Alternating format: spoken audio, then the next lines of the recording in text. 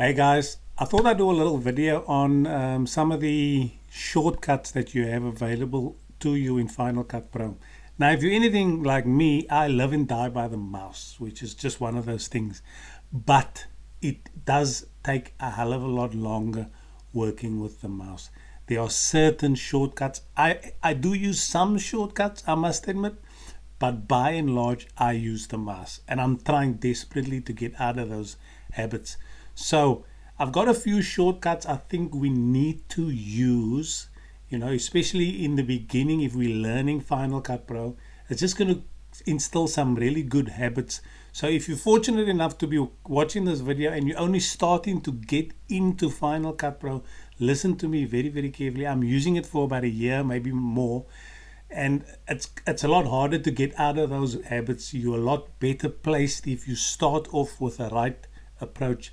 And the right approach is use the keyboard shortcuts. So this, in my opinion, these shortcuts that follow, it's probably the more basic ones, and I think it's probably a good place to start and embed some habits, and then you can sort of move on to more advanced ones as your editing skills increase, and maybe some intermediate ones first, then some advanced ones.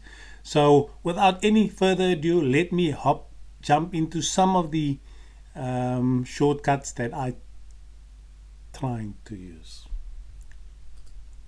Alrighty, let us commence. So we've got some footage in our browser here, and we want to now start adding some footage to our timeline at the bottom here. So let us just take this clip, start off with this one as an example. As you can see, we can skim along over here. This is probably the one of the best shortcuts you can use. So you're skimming along, you like that particular spot over there, you simply hit the I key. That is your input, okay?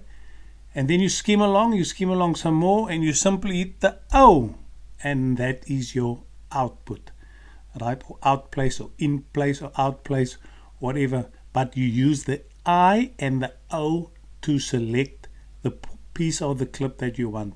Once you're happy with that, you hit the W button, and ping, you will see it dropped into the timeline over here.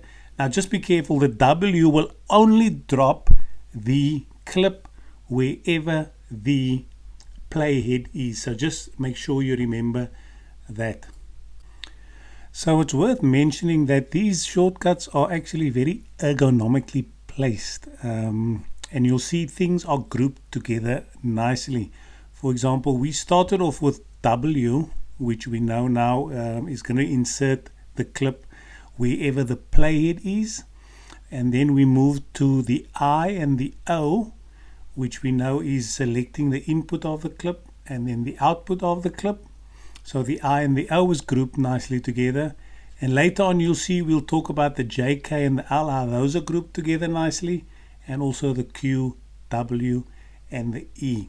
You will notice if you pay attention that they are extremely ergonomically placed, all designed to make your workflow a lot easier. Alright, so I thought I'd mention the keyboard because what it is about, it's about association. So if you're in the browser part of Final Cut, you'll sort of begin to associate that browser with the I and the O, and it becomes muscle memory. You will automatically, when you're in this portion over here, you'll just start using, and then your hand will automatically go to the I and go to the O. So that's the only reason why I mention it. It's about developing an association with the part of the program and the keyboard. That's going to help the cause for you. Alright, so let's look at some basic options in terms of getting our footage into the timeline, right? And we're going to look at the grouping of Q, W, E. So we know how to select our clip now. We can use our I, and we can skim some more and grab our O. And now we have the option of using E, which is going to send our clip to the end of whatever the last bit of footage is in there. It's going to just send it to the end. So that's E, stands for the end of the clip. Easy as.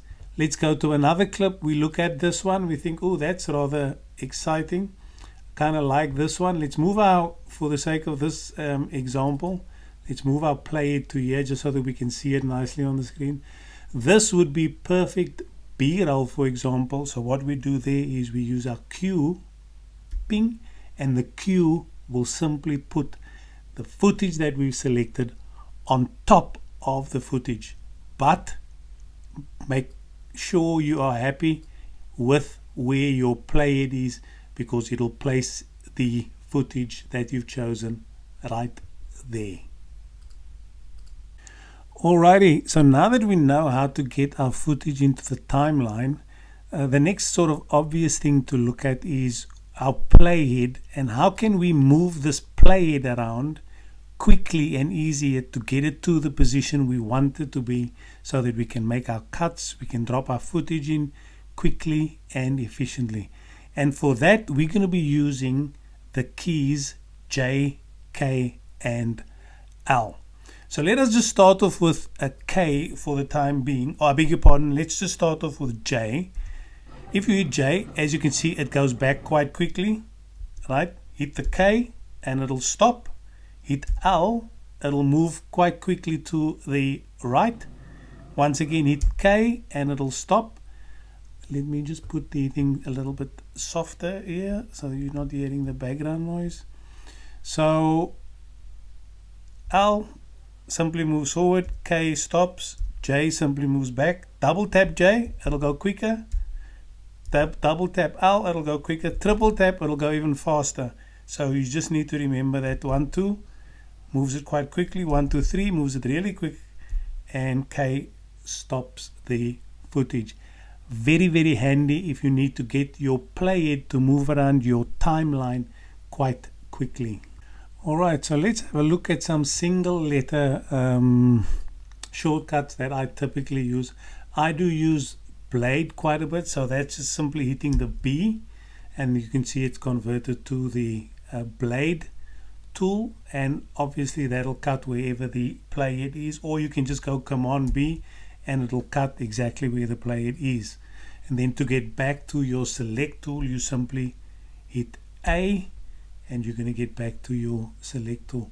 Seem that we're right at the beginning of the project, is perhaps a good idea to mention that if you use Control T, that'll put in a basic title there, and it'll just default to whatever the basic title is, or whatever you've selected as the default title option. You can obviously change that in the titles menu. You can click on, let's just say you like the lower thirds and you use this one quite a bit, you can make that the default title, for example. So those are quite handy to use. I don't typically use the trim tool much, or the position, or this range selection, or zoom. When it comes to zoom, what I typically do is just use the command functions, which is sort of typical in a Mac computer. You know, you've got your Command A, which will select all, then Command Plus, which will make it bigger. You can have Command Minus, which will make it smaller. So those are handy sort of things to know about manipulating the footage in the timeline. Alrighty guys, we're coming to the end of these shortcuts. I just got a couple of more for you that makes life easier. Let's just say you've been editing all the time, you've got a lot of footage in your timeline, and you're looking pretty much for your playhead. Easy way to do it: function button, and then the left brings your playhead all the way back to the beginning. Similarly, function right takes it all the way to the end. Very, very handy shortcut, because like I said, when you got copious amounts of footage in there, sometimes it can be quite difficult to find or even remember where you are. Then the other thing I would just want to quickly cover is the marker shortcut. It's not really a shortcut, it's a tool, I suppose. So wherever your playhead is, if you hit the M button, a marker will appear over there. This is very, very handy when you cut to music, because there's a particular beat that you maybe want to cut to, and you simply place markers along that beat line, and then you can cut to the marker.